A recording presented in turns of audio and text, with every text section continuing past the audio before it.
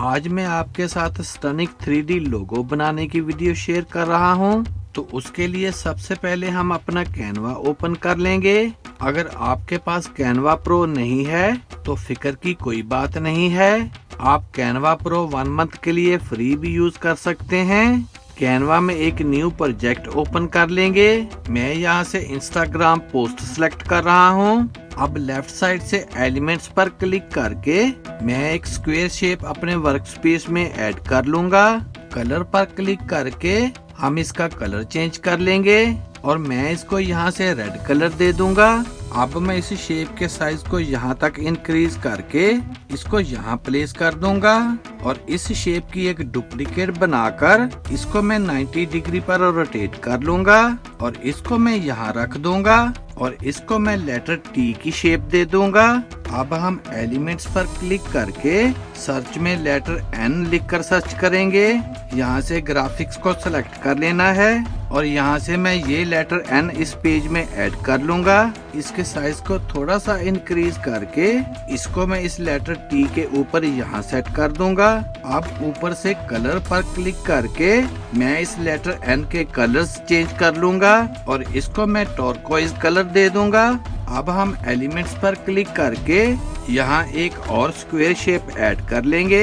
इसको मैं यहाँ तक रिड्यूस करके इसको थोड़ा सा रोटेट कर लूंगा और इसको यहाँ रख दूंगा। फिर कलर पर क्लिक करके मैं इसको व्हाइट कलर दे दूंगा।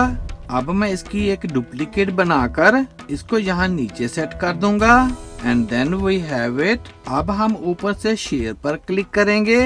यहाँ से ट्रांसपेरेंट बैकग्राउंड को सिलेक्ट कर लेना है और डाउनलोड पर क्लिक करके इसको हम डाउनलोड कर लेंगे। जब ये फाइल डाउनलोड हो जाए तो अब मैं यहाँ पर एक न्यू पेज ऐड कर लूंगा और जो फाइल हमने डाउनलोड की है मैं उसको यहाँ पर ड्रैग कर लूंगा।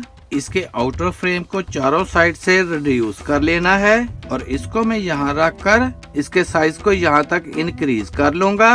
बीजी रिमूवर पर क्लिक करके मैं इसकी बैकग्राउंड रिमूव कर लूंगा। फिर ऊपर शेयर पर क्लिक करेंगे। यहाँ से पेज 2 और ट्रांसपेरेंट बैकग्राउंड को सिलेक्ट कर लेना है और इसको हम डाउनलोड कर लेंगे। अब इस लोगो को 3D में कन्वर्ट करने के लिए हम अपने ब्राउजर से गूगल को ओपन करेंगे और यहाँ फोटो पी लिख कर सर्च करेंगे। यहाँ से ये वाली वेबसाइट को ओपन कर लेंगे। अब यहाँ टेम्पलेट्स पर क्लिक करके मैं यहाँ से लोगो टेम्पलेट सिलेक्ट कर रहा हूँ। अब यहाँ से फर्स्ट लेयर पर डबल क्लिक करेंगे और इस आइकॉन पर क्लिक करके हम इस एग्जाम्पल को भी हाइड कर लेंगे और जो फाइल हमने डाउनलोड की है मैं उसको यहाँ ड्रैग कर लूंगा। अब ऊपर से फाइल पर क्लिक करके सेव स्मार्ट ऑब्जेक्ट पर क्लिक करेंगे and here is the final result. अब इसको सेव करने के लिए दोबारा फिर फाइल पर क्लिक करेंगे, फिर एक्सपोर्ट एज PNG पर क्लिक कर देंगे और दोबारा फिर सेव पर क्लिक कर देंगे। वीडियो अच्छी लगे तो सब्सक्राइब करें मेरे इस चैनल को और वीडियो को ज्यादा से ज्यादा शेयर कर दें। See you in the next video.